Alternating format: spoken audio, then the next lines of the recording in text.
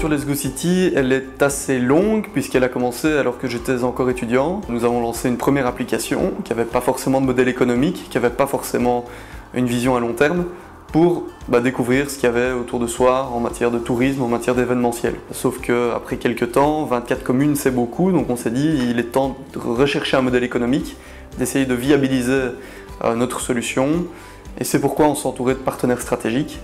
Et donc début 2016, on a démarré une aventure avec le groupe NRB pour ce qui est redéveloppement technique de notre solution. Le partenariat entre un grand groupe comme NRB et une start-up, c'est un défi.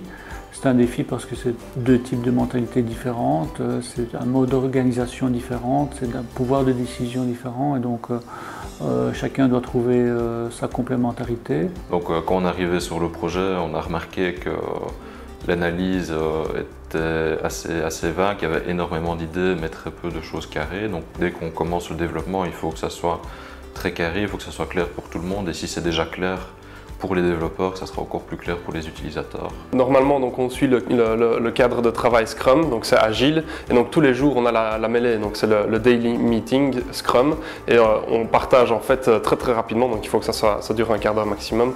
On dit qu'est-ce qu'on a fait la veille, qu'est-ce qu'on va faire aujourd'hui, et quels sont nos impediments, donc quels sont les blocages qu'on a rencontrés. Évidemment, c'est quelque chose qui était fondamental pour nous si on veut proposer une solution robuste pour nos clients à long terme. Le projet avait besoin de beaucoup d'agilité, donc on est parti sur une architecture microservices.